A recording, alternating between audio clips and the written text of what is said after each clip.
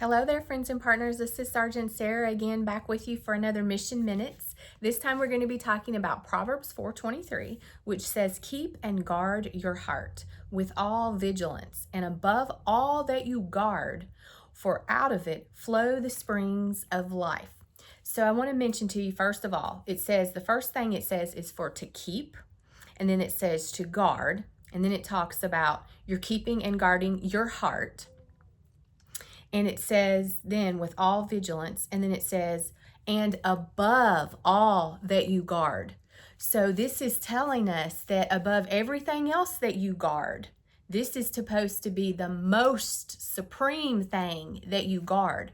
But the first command was to keep it.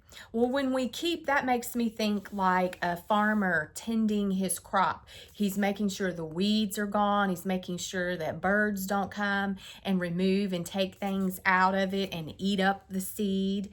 And then guard, that's something that we protect, we watch over, we pay attention to, and we care for. And so the Lord had been talking to me a lot about in these end times that we're living in, and especially in our country right now in America, there are a lot of opportunities for us as Christians to guard our hearts. And I think it's just important that we remember we have a part to play in that.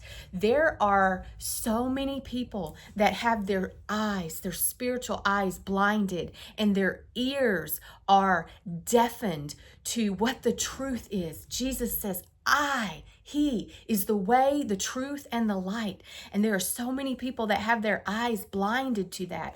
And all this evil and wickedness comes out of them.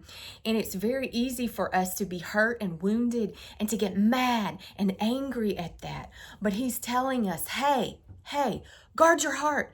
Guard your heart. And I can't help but think about Jesus on the cross, asking the Father to forgive those people who had cried for Him to be crucified and killed when He was innocent, and how Jesus sat at the supper table and Judas Iscariot sat beside Him, and Jesus knew that He was going to betray Him, someone who was like His brother or like His child, because He was the father and they were the child, or He was the teacher and they were the pupil.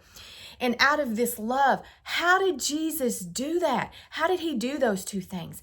How did He hang on the cross and say, Father, forgive them? How did He eat dinner and dip His hand in the bowl with Judas Iscariot? He knew how to guard His heart, and He's offering that to us. And He said, we have to keep it. So that means we've got to tend it. So we've got to, like a farmer, make sure no weeds. If we begin to get annoyed or aggravated, stop listening to that. Stop watching that. Walk away from the situation. Recognize what's happening and say, no, I walk in love. It's a fruit of the Spirit, and I have love. It's mine. Guard it. Tend it. Pay attention to it and care for it. How do we do that? Well, in these times, we really need to beef up the word within us so that we can repel and push away the evilness and the gross wickedness, and see those people as souls that are dying and are going to be going to hell for eternity because their eyes are blinded and their ears are deafened, and they don't really know what it is that they're saying and what it is that they're doing. So I just wanted to share that with you. This has been another Mission Minutes with Sergeant Sarah. Thanks for joining me, and we'll see you next time.